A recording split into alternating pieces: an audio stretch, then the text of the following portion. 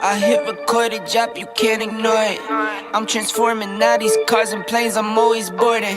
Just out touring down in Charlotte like I play for Hornets. When I'm performing, never boring, now you can't afford it.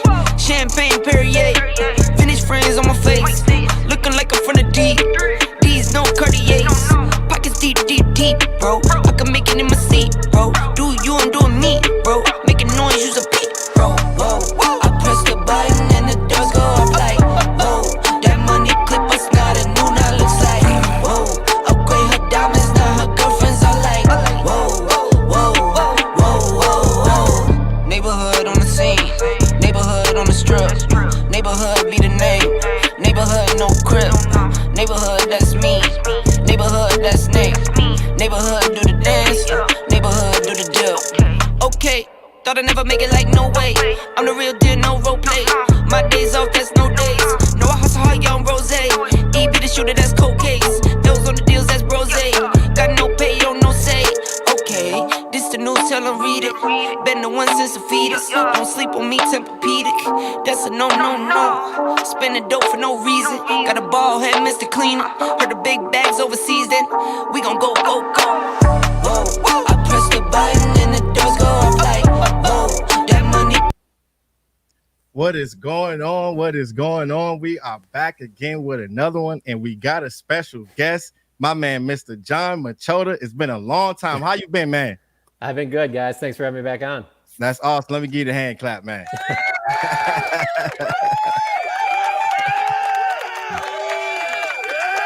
What's going on, Captain Rob? How you doing, man? What's up, brother? John, good to have you back, man. Thanks for having me. It's good to be back. Absolutely. Yeah, it's so awesome. I know it's been so much that's been going on with the Dallas Cowboys, but we love these Dallas Cowboys. It's great to have you tap in with us. But the thing is, man, that like when you're looking at this team, the talent of this team on the offense, defense, and special teams, it's been a lot. It's been a lot because we know that this team has so much talent. But when you're looking at guys like Dak Prescott, you see guys like CeeDee Lamb, we know that these guys can go out there and do it. And this year was my first year that I was on Twitter and X. And it's crazy because it was so much stuff that was going left and right. And I just think that this team has it. You know what I'm saying? That's just me, but I just think that they have to build on top of that, John. It's very, very important if these guys can be able to get in position, but they have to keep building. That's how I feel about it. Me and my man, Captain Rob, has been talking about it all these live streams. I think if these guys can go out there and be hungry in the draft and go find talent as far as free agency, I think that these guys can be able to take that next step, John. Yeah, I would say the only concern of the draft part of it is that when they've had to draft for need, they've run into some trouble. When they've had their best drafts, particularly early, it's when they were able to take the best player available. And just where they're sitting right now, I don't know how you do anything but draft an offensive lineman in that first round. I just don't see how that's even possible. I just think that has to be the position. And so because of that, I think that now don't get me wrong, when they've drafted offensive linemen in the first round, it's the thing that they've done the best. There's no question about that. So that could be a good thing. But there's part of me that also wonders, with them not having a fourth round pick, if things fall a certain way, would they be willing to trade back some spots to gain a third or fourth round pick to get that back for the one that they lost in Trey Lance? Because I do think they're going to need picks in every round. And so, but yeah, I mean, they haven't done enough in my eyes so far in free agency or making trades, whatever. And maybe that'll change in the upcoming weeks. But they're putting a lot of weight on having to absolutely hit on this draft class. And they could. I don't think there's anybody in the business better than Will McClay. But they're just putting right where the roster sits right now. There's just a lot of pressure on them to hit on most of their picks. That's why when I do think about that, when you're saying trading back and stuff like that, I think about when we picked up guys like Travis Frederick going out there and gaining value. I think that we picked up a third round pick throughout that draft, but that's why I'm looking at that offensive line as well. Not just the tackle position, but you're looking at the center position. It is critical. It's so much talent out there, Rob. The same guys that we've been talking about. I believe we have arguably the best quarterback in the NFC, arguably the best wide receiver in the NFC, arguably the best defensive player in the NFC, probably the best cornerback duo with Trevon Diggs coming back in the NFC. But when you don't build on it, right? When it basically feels like you're resetting your depth, what's the plan? I just don't get it from an acquisition standpoint. Stephen Jones is famous for saying this is a $365 24/7 business of acquiring players every year. Yep. John, what's going on? What's this all-in thing? That's the question. So far we've been all out. Are we all in on resetting, resetting cap space, resetting? We're not even all in on resetting. I don't know. We're from an outsider, insider, whatever perspective you want to put on it. I'm big on actions speak louder than words, and the actions so far are that when Jerry Jones said all in at the Senior Bowl and then talked about it again and didn't back off of it at the Combine, that his all in as of right now is that, yeah, they're going to be all in on this upcoming season. And in that sense that, yeah, there's all in on Mike McCarthy, Mike Zimmer. Dak Prescott might not get that contract extension. They might let him play out that final year of that deal. And that to them would be they're all in, like, well, okay, let's just see what we do. Let's see what we do with this team. And then I'll, if you're Jerry Jones, I'll judge it when the season's over this next season. And then I'll do deals and whatever. And I think that's a very risky way to go about business, but that's the way the actions look so far. That looks like the way that it's. I was just telling somebody this a little while ago. It almost looks like Jerry's angry at the way that the team lost to the Packers, and is like almost his response to it is, all right, well, we'll run it back. What with this team, or at least as close as we can get to it. And then after that happens, then I'll judge. Why should I give out all these big contracts when nobody involved has shown me that they can make a deep playoff run? And that's fine for an owner to feel that way, but I don't think that your GM should be feeling that way. I think your GM should be trying to take as many swings and trying to figure out any possible way to add any extra player that might put you over the top. And I just don't get that feeling from Jerry Jones. And the last thing I'll say on the all-in thing before I'll let you guys go is I just wanted to also add in there, I think that was a big mistake by Jerry saying that. And the reason I say is, so I've been covering the Cowboys since 2011. So in these 13 seasons, clearly this is the most pissed off the fan base has ever been.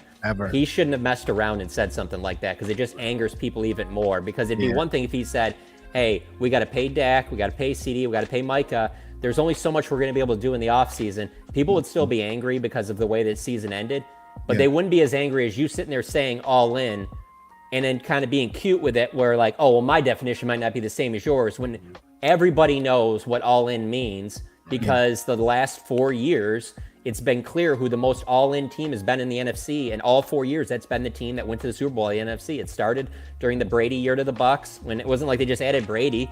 I mean, they did everything that they could. They added, Rob Gronkowski and Antonio Brown and Leonard Fournette. Like, it was clear the Bucs were all in. The following year, same exact thing when the Rams traded for Stafford and did all those moves, got Von Miller and went out and got Jalen Ramsey and Odell Beckham. Clear, they were all in. Went to the Super Bowl, won it.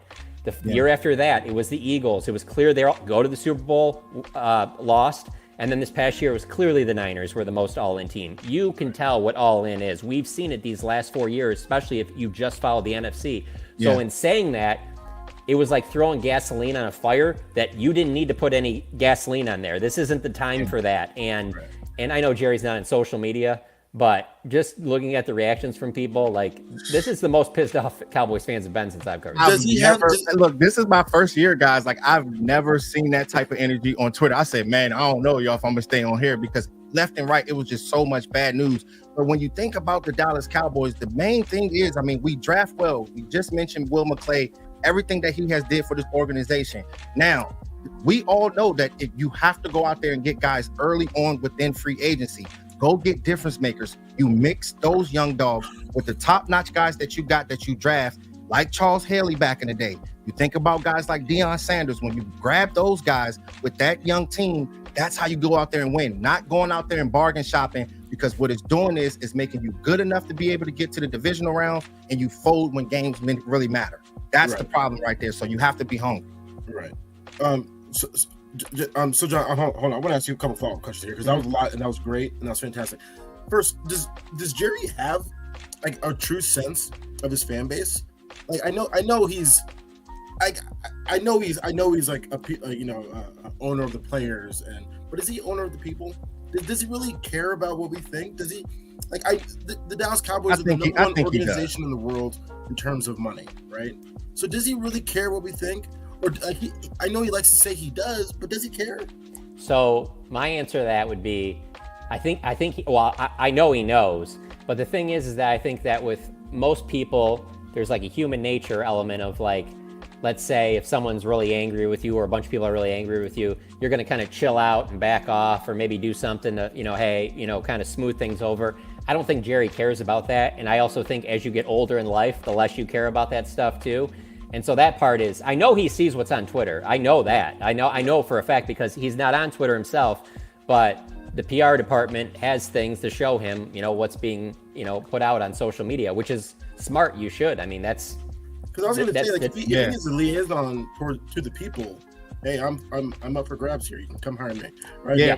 But next question. Oh, sorry, last question. And I'll get back to you, JC. Yeah, you good. Back to the all-in thing, right? That I know we obviously misconstrued or whatever. I know he's angry about the playoff loss. Is he angry at the coaches and Dak Prescott? Probably, obviously, that's why they're on one-year contracts, right? But then why not get rid of them and bring someone new right away? Why wait a year, right? Why go through another year of angst and then deplete our team of talent and not bring anything in to back it up to really go all in and make a run again? Like I understand. I from a GM perspective, hey, if my team tops out and I want to rebuild, and I want to rebuild the roster, I know I got to take a step back. And then, hopefully with a new regime coming in, I want them to have as much flexibility as possible, right, in the next year. So maybe that's a reason why we're not going after all these free agents, because Dak could be on the last year of his contract. Coach Mike might be gone. Other coach might be gone, right? So, I mean, what's your thoughts on that? I think that Jerry Jones operates in a sense that nobody that he wants ever gets away. And I do think that Jerry Jones believes that if, let's say, for example, Dak was in the final year of his deal, CD and Micah, they were all going, and this was the last year. I think he believes that he can get all those guys re-signed, like that they'll re-sign with the Cowboys as long as their offer is as good as everything else that's out there, that he will get them. And I mean, that's just my thoughts, but he's actually done it. He did it with Amari Cooper. Right. They didn't even give him the best deal. Washington did, and he still re-signed with them. Anybody that the Cowboys have really wanted, Jerry's been able to re-sign. And so I think there's a part of him that, I'm not saying a Dak deal can't get done in the next week, month, whatever, but I'm saying it wouldn't surprise me if he goes into the season in this final year, because I can see Jerry leveraging it as, no, I want these guys to feel a little pressure, like their backs are against the wall, like they have to perform for their next contract. That's just the way Jerry Jones is. Just, you can't look at it as just football. He is a businessman, and things that have worked probably in other areas of his business life, I think he tries to adapt it, and maybe even too much sometimes, to what he does on the NFL side. And that's reasonable, and that's reasonable to believe that way with Dak, right? I can get his contract done, and I still want to hold his feet to the fire. He's a quarterback of this team, and he hasn't performed in the playoffs, right? So I understand that. But there were other things that we could have done to get more cap money, right, and still bring in players and still make a real run at this thing with more talent added to the talent that we already had. And letting go of Tyron Smith, that's just you're right. I'm not disagreeing with anything you said. That will give you way more flexibility if you get at least one of those deals done, to be able to add in some more pieces. And not doing that, I don't know how that makes your team better. And I think that also feeds into why a lot of people. And then it's just like looking what the rest of the East did. Right. But it feeds in also to why you probably need to have a general manager. Somebody separate instead of having it be the same person. That ain't never gonna happen. That ain't never gonna happen, John. You already said that Jerry was just Steven might hire a GM, to be honest with you. I'm still up in the air on Steven when he takes over the team. I think Steven will hire a GM. Yeah. Hey, shout out to the Lunatic. He said, what percent? Thank you so much for the $2 super. He said, what percent chance that 73 is our left tackle week 1? I think it's high, if you ask me. That's where I wanted to get into as far as that offensive line. I want to get you guys' thoughts, because when you think about a guy like Tyler Smith, what he did at that left guard position, I mean, he was an all-pro. The guy went out there and dominated. He does have the talent to play that left tackle position. There are going to be a lot of questions about guys like Brock Hoffman. I think he's a good player. I am going to be doing a film breakdown on him soon. His college tape. Guys like TJ Bass, I think he's good too as well at that left guard position. That's why I'm not sure if they're going to go offensive line the first round. It just depends, John, how much they actually believe in guys like Tyler Smith playing that left tackle position, the center position with Brock Hoffman, as well as guys like TJ Bass. So we'll see. We'll see how it all plays out as far as the offensive line in the first round. So percentage-wise, I'm gonna say Tyler Smith is at left tackle would be. I'm gonna put it at 40%. I still think that there's a better chance that he stays at left guard, and that's just because from talking to people within the organization, they really love him at left guard. And so unless they have to put him out to left tackle, in a way, it's almost like Zach Martin played tackle all throughout his time at Notre Dame. Zach Martin can play tackle in the NFL, but Zach Martin is a way better right guard he is an all-decade, one of the greatest Cowboys, one of the greatest guards in NFL history at guard. So why take him away from that if you can find some other pieces? And so because of that, I think they would prefer to keep Tyler over at left guard. But that means you have to find a tackle pretty early because you're not going to have time for a project left tackle really to try and work out kinks and things like that. You need this guy to be able to step in. There's going to be some growing pains. I don't care if you had, the 10th pick and you take a tackle there. There's still going to be some stuff you got to work out. But that plan makes sense to me a lot more than, moving Tyler Smith out there. But with that being said, I do know that the franchise thinks that they can find a center in the middle of this draft. It's a deep center class. They think that they can find a starting center in this draft class by not using a first-round pick. Now, let's say that they are to sit there and the name that stands out to me is Graham Barton from Duke because he's a guard, center. He's played some tackle. There's parts about him that make me think that that's the perfect type of a Swiss Army knife. If all the tackles are gone at 24, you might even be able to move back a little bit and gain a pick. And then that guy has a chance. He could be your center. You could move him to left guard and then have Tyler Smith be your left tackle. You have some things you can move around there. But ideally speaking, I think they would love for 24 to find at pick 24 to find a left tackle. Here's my thing on it though, real quick. Like I really like Graham Barton. I do like the type of talent that he is. He's a very powerful player. He's one of the guys that, yes, he's played that left tackle position, but I don't think that scouts are looking at him to play that left tackle. No, I don't think so either. I think that's an emergency type thing. Yeah, center or guard. But the thing is, when it comes down to that center position, that is that is the quarterback of the offensive line. And my thing is, if I want to be able to find a guy. Yeah, that's a bad video there. Yeah. He got destroyed there, Yeah, I showed the good and bad. Yeah, I showed the good and bad, John. No, that's good. This is great. Yeah, because the thing is, we can't just show all the good things, man. But that's awesome. Yeah, with him, he's one of the guys that he was really, really good at that left tackle position as far as power. But as far as that center position, the quarterback of the offensive line, I want a guy that has experience. And it's the same thing with guys like Tyler Guyton and Amarius Mims. So when you're thinking about Amarius Mims and Tyler Guyton, they play that right tackle position. How much can we trust him, John? Those two guys, to draft them early in the draft and kick those guys at that left tackle position. We got to be able to hit on this when it comes down to it. Yeah, and I'm not saying that it's going to be perfect. If you were to get one of those guys, there's going to be growing pains, but I think that they think that that's the best plan going forward because they are kind of where they were in 2011.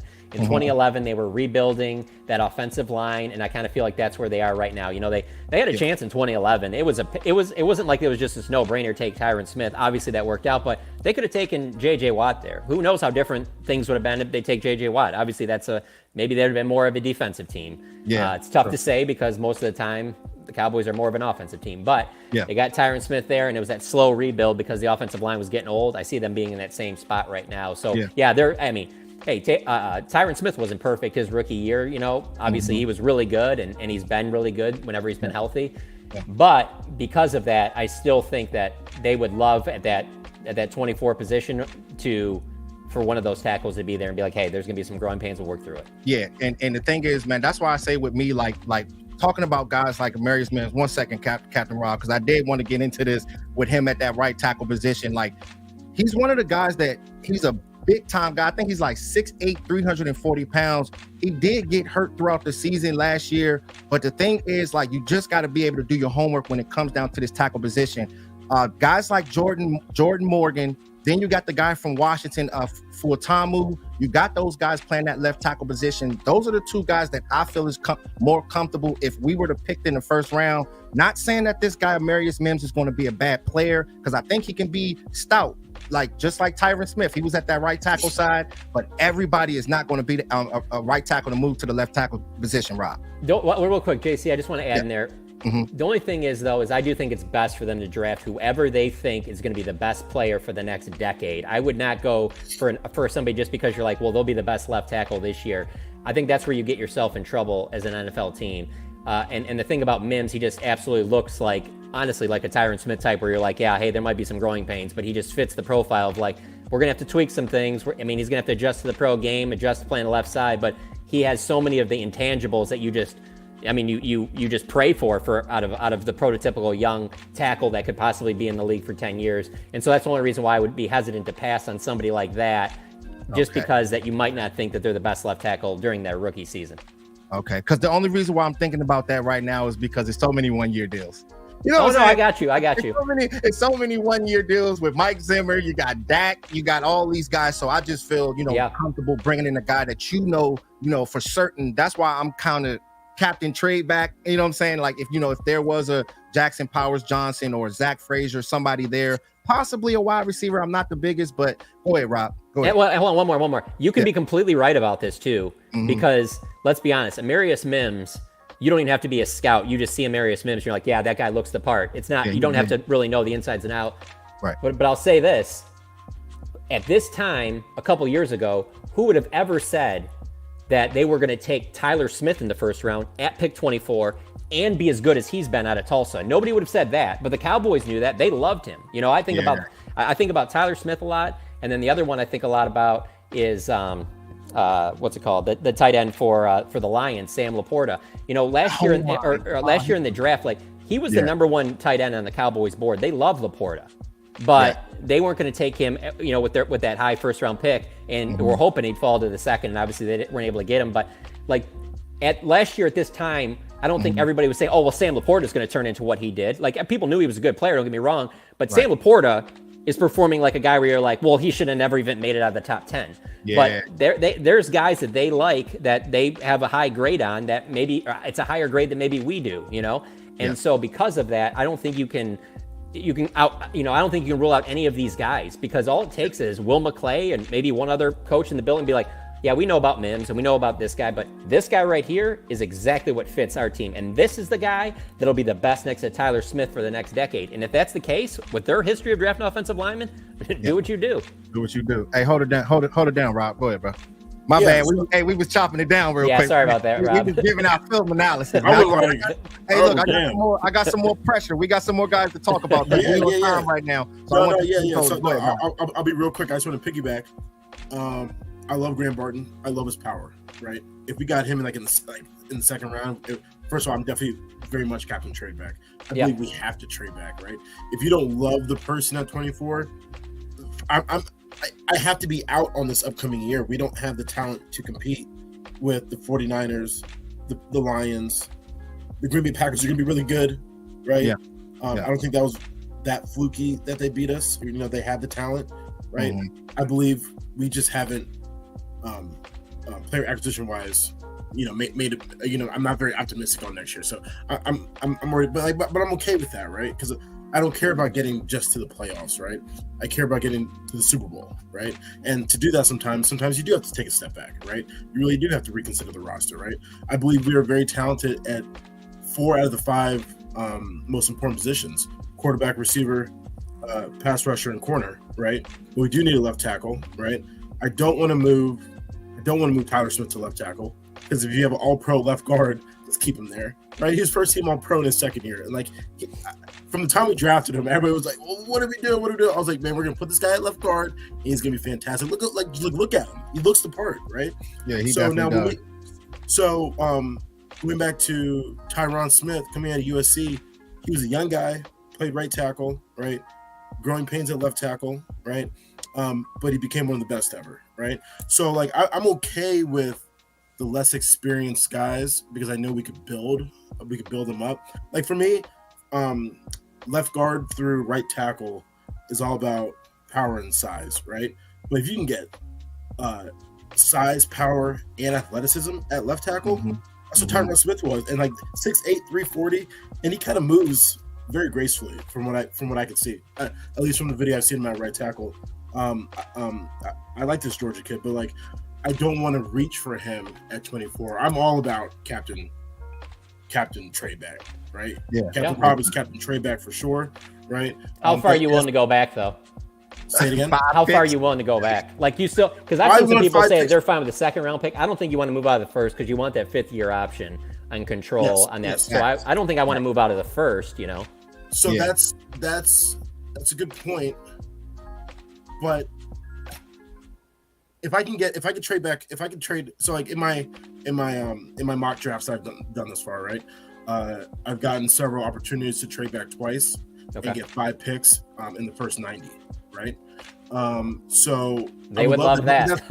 But that's still me reaching for this year, because I'm always I want the Super Bowl this year because it's been 28 and I'm getting kind of tired, right? So, but to move to the future, like, no, I understand having the 5th-year option, so I would definitely like to move back at least once, right? Pick up an extra pick, right? Or maybe trade for extra first-round draft pick next year. I don't know. Yeah, big fact. Right? Big Because fact. if we're really in reload mode, whatever you want to call it. I know Cowboy fans will never be on board with this, right? Because with Dallas Cowboys and we compete every year. Mm-hmm. But I'm okay with just, let's get at, if we don't love a guy. Now, if we love Graham Barton at center, if we love Mims as our future left tackle for the next 15 years, right? I believe like your first round draft pick has to be like an all-decade guy. That's just all decade. That's what it's all about. It's so much stuff to talk about. Hey, shout out to everybody in the chat. I appreciate y'all so much for the super chats. We got it. We getting it in right now. It's a lot of good content that we breaking down right now, man. It's awesome. But this is what I wanted to do. So I wanted to get your thoughts on a running back, because I know we've been going through so much. Rico Dowdle, we brought him in. We just lost Jonathan Hankins. But as far as a running back, who is a running back, John, that you like coming out of college that you would want the Dallas Cowboys to draft? Possibly the 2nd round, maybe the 3rd round. Give me your thoughts, John, for the JC Network. Yeah, for me, it's clearly Trey Benson. I'm a Let's huge go. Florida State fan. I've been watching Florida State since a little kid. I mean, it's like the team I'm a diehard Florida State football fan. And Trey Benson, just watching him over this, especially this past year, he just fits exactly what I think this Cowboys rushing attack needs. And it's kind of the back that you needed to replace Zeke. I thought they needed a back like this in last year's draft, and it didn't happen. I like that he's got size, but he's also got the ability that when he gets on the edge and he gets in a little bit of space, he's got the speed to go with it. And I think he's not a 1st-round back, but I think he is that type of 2nd, 3rd round guy that you get.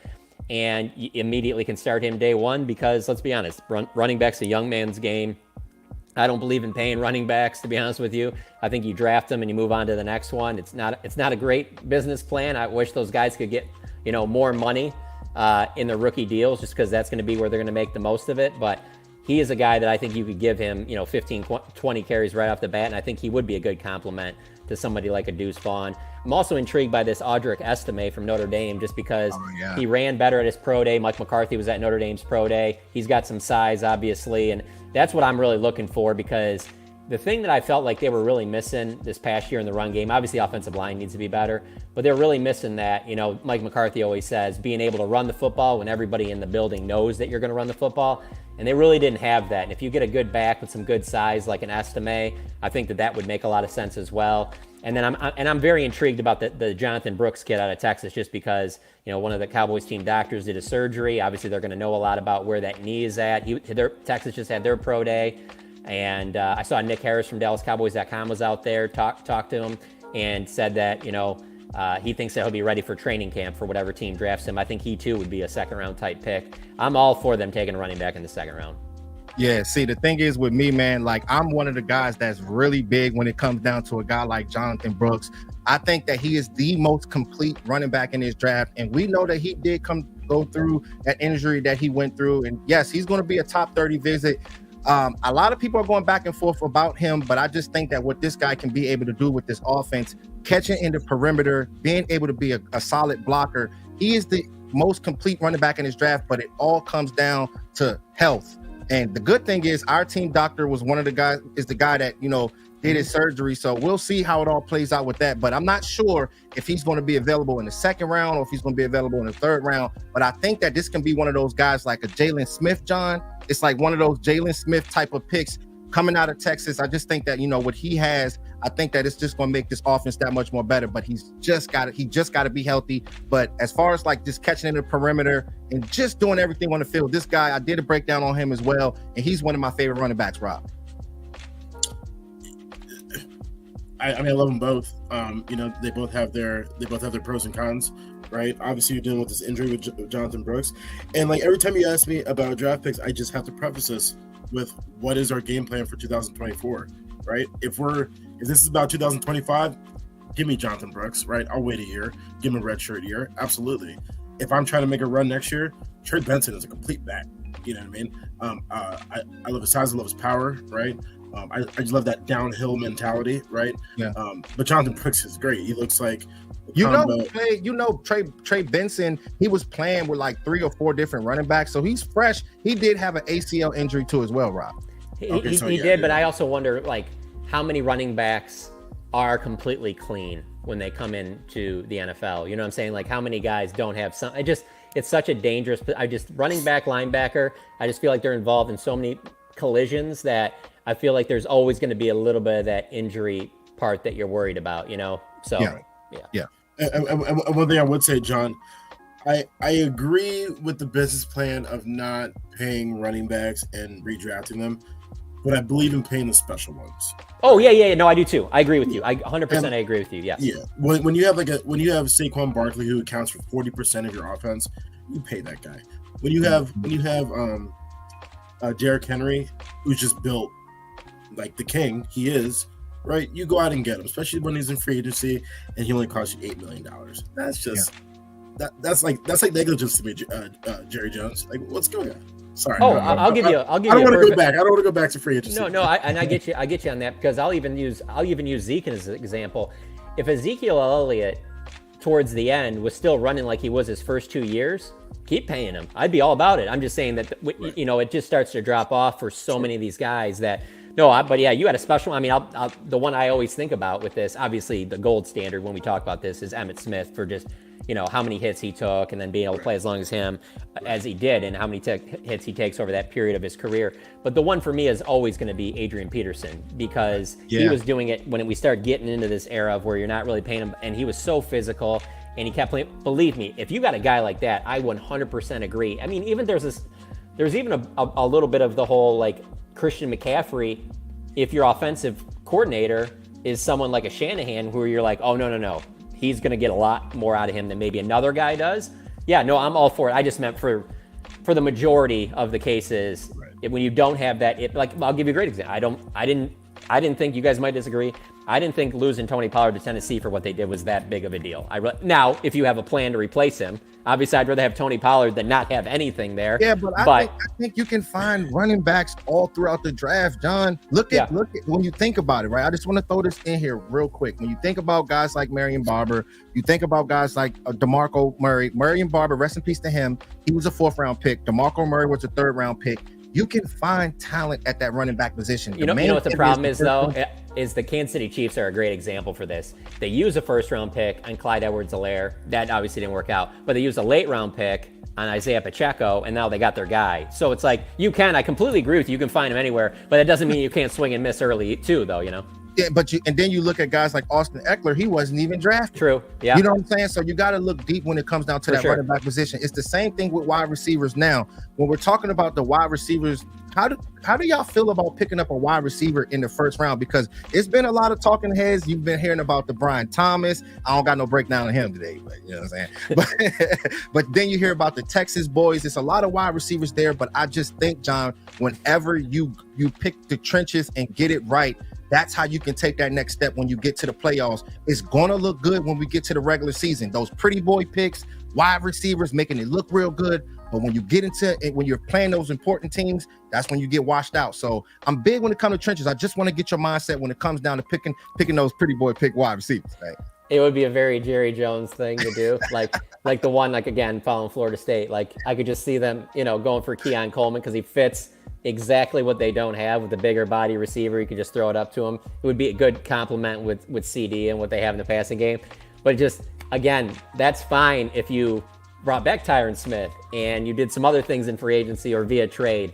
But because you haven't, there's just a part of me where I'm like, I don't think that they're in a spot right now where they can do a move like that and take wide receiver there. Yeah. But I can't rule it out because it is Jerry Jones. I ain't gonna rule it out. I thought they needed an edge rusher bad Yeah. in 2020, I think it was, when they took CD and Kayvon Chason was there. I was like, oh no, they're going to take Chason because they need and they went after CD, and hey, that was a great pick for them. So maybe they won't. And because it's the Cowboys, you do have to put it out there, because if they're at 24 and they don't like any of the tackles that are there, you can't rule it out with the Cowboys. I don't think I would love it for the winning in this upcoming year, but hey. That's why I say that, man. Trenches matter, man. That's why I say the center position, tackle position. My favorite center in the draft is Jackson Powers Johnson. I don't know your thoughts on him, John, but the thing is with him, I think that he's a big time leader. What he can be able to do on and off the field, getting to the second level, just being physical. I think that he can be something good for us. That's why I said I was thinking about the Travis Frederick trading back. Possibly you can grab him or Zach Frazier.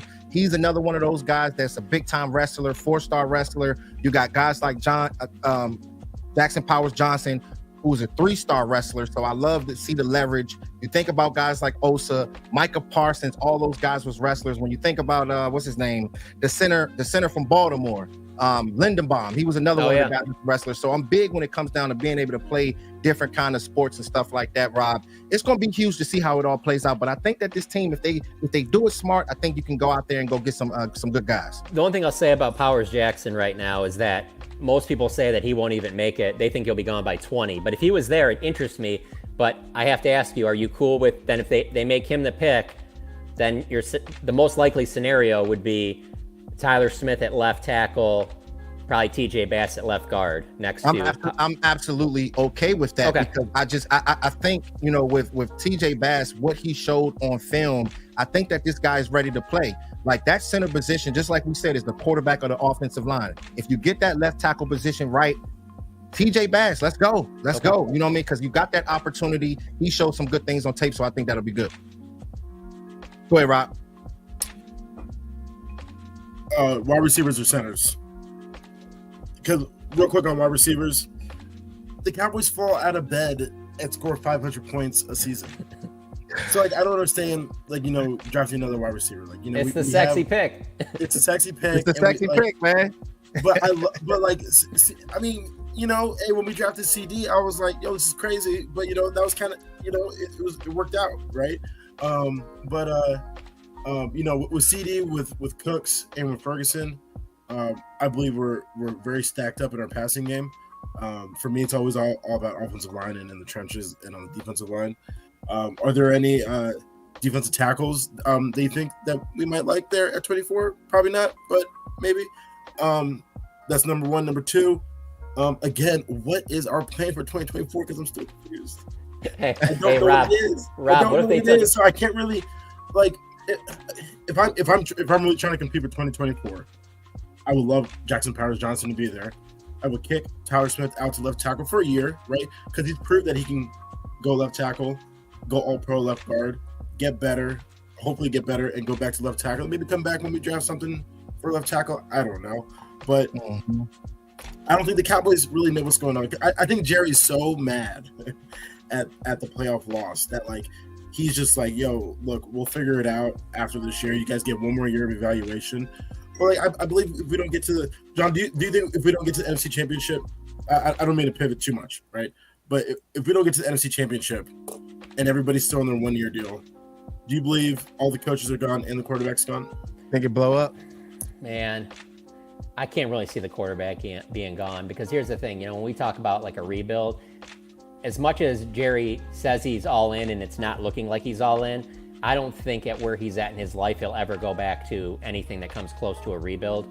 And moving on from Dak, unless Trey Lance was amazing in, let's say, the preseason and he even got some game minutes, not having that plan, I don't think that Jerry wants to go through.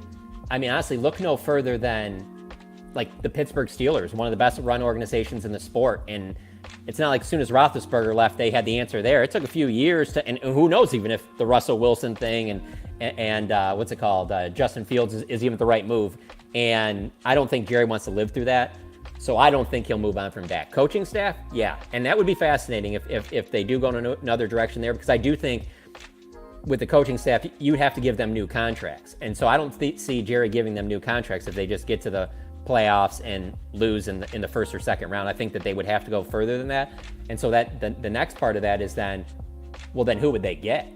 And this is one of the first times in a while where there isn't that real obvious name outside of the star where you're like, well, they'd go after that guy, you know? Yeah. I mean, and you're not going to have somebody fall to you like Tony Romo did every time, or Dak Prescott did every time, John. The only true, but that's sweet. You know what I'm saying? I'll say something real crazy, real quick here.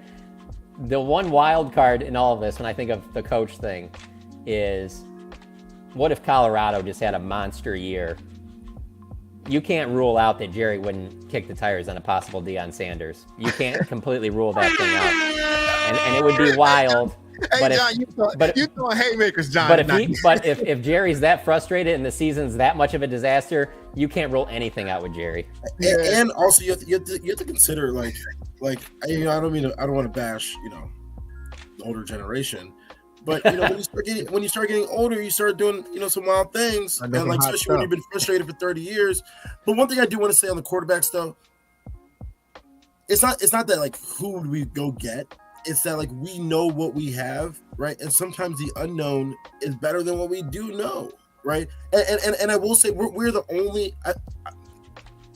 I don't know that this is a fact, but I want to believe it's true, right?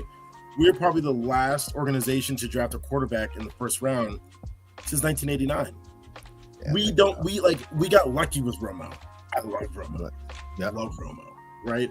We got lucky with Dak, right? Mm-hmm. We kind of got lucky with Quincy. He was like a third rounder, and like he kind of filled the gaps for like a little bit, and like he took us to playoffs one year, whatever. I don't know how lucky you want to say that is, but other than that, we've been going at this thing with Ryan Leaf, Vinny Testaverde, Drew Henson. And that was a 5-year period that Jerry will not go back to. So that's why I'm saying I don't think he'll move on from Dak. If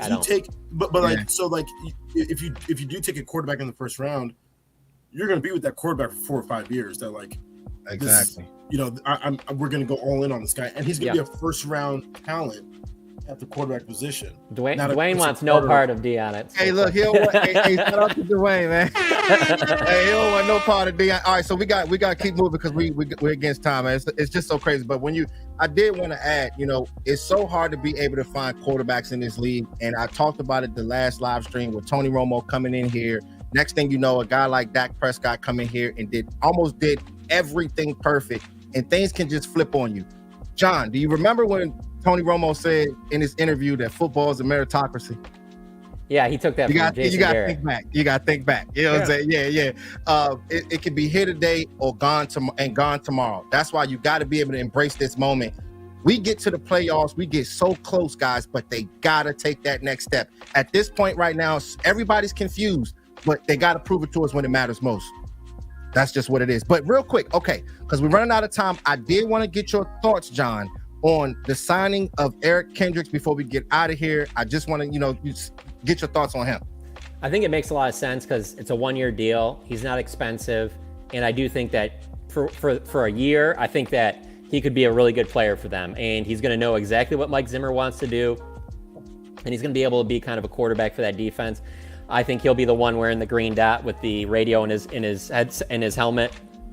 And it's a big deal. I can tell you last year they ran into some communication issues last year, between Leighton getting injured and then moving some of those safeties up to linebacker. There was some communication stuff and getting guys set and things like that. And there's just something about having some organization there. And I think Kendricks will bring that because he's going to be a guy that came from Zimmer's system. He's going to be another coach type out on the field. So even if he isn't as athletic as maybe he was in his prime, I think 2019 he was all pro, I still think he brings a lot from a leadership and being able to just be a solid guy in the middle that can get the job done. That makes total sense to me. That signing makes I thought now that we are pretty much ending the second week of free agency, I thought there'd be a couple more Eric Kendrick type additions, and we haven't seen anybody other than Eric Kendricks be added. But I really like the addition for the contract, everything involved, Mike Zimmer connection, what the team's missing. They had to get bigger at linebacker. I think it's a fantastic move.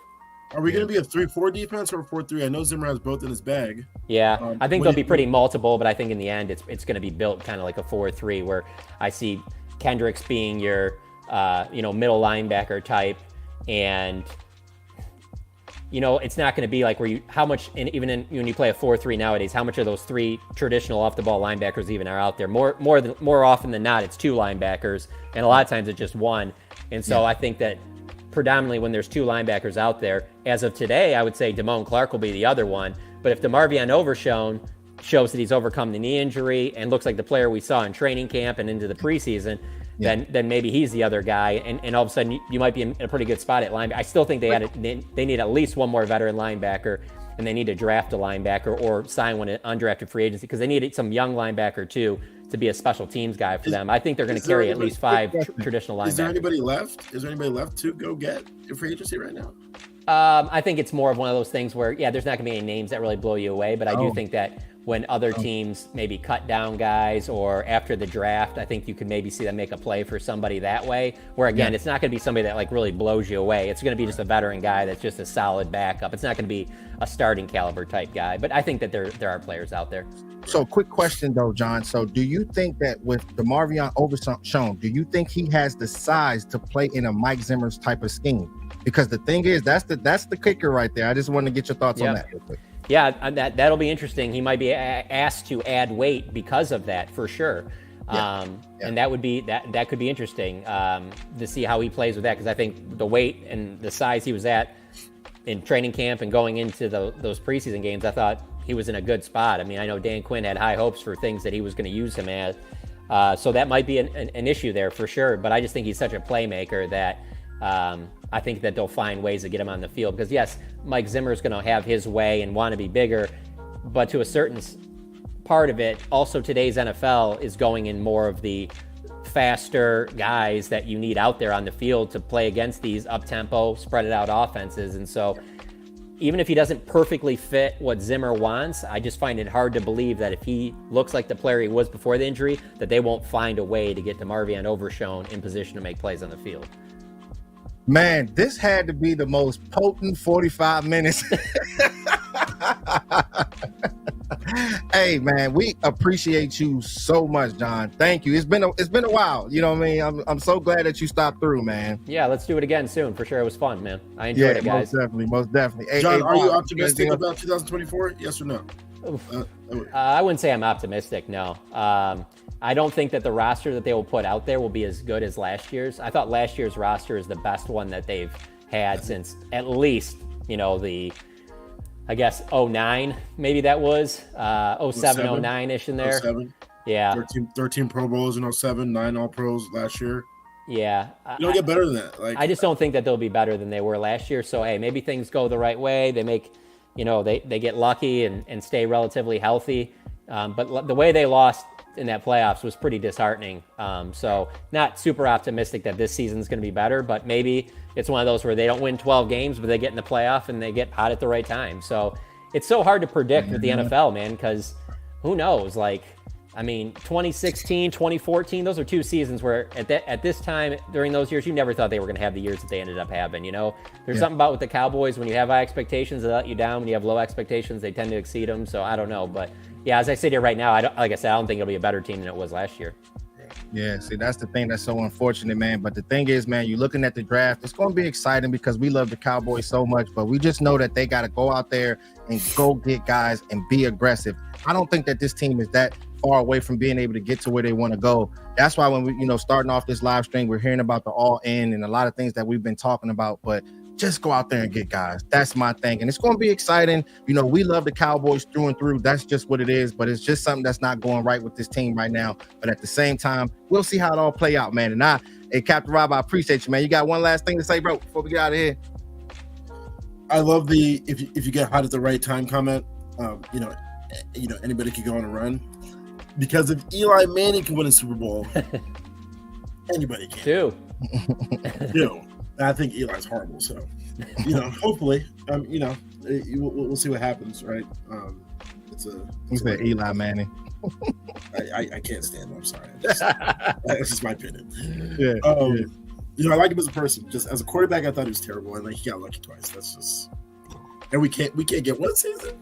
We get Eli 2. Hey, anyway, the Eagles John, won with Nick Foles. Eli won 2. The Eagles won with Nick Foles. The Ravens won with Joe Flacco. Yeah, I guess. And they won with Trent Dilfer. True. You don't have to have Joe Flacco was elite that year. Like he was really good. Yeah, and by y'all saying that shows that you don't have to have the Patrick Mahomes. You don't have to have the best quarterback to go out there and do it. Go out there and build. It starts with the trenches. Then you can go get the wide receivers all you want. But at the same time, you don't have to have Dak Prescott playing Johnny Beeman. Willie Beeman from Any Given Sunday. He don't got to do that. You know what I mean? Go out there and just go run that juggernaut. But the Eagles, the Ravens, the Bucks, they all build through trading, free agency, and the draft. We just built through the draft, and we just think it's cute. All right, y'all. Hey, thank you so much, Don. I appreciate you, man. This was so good. This was a sneaky good, man. Thank you so much. I appreciate you. Hopefully you'll tap in back on with us soon, brother. Sounds good, man. Talk to you guys soon. Yep. All right, y'all. Gone.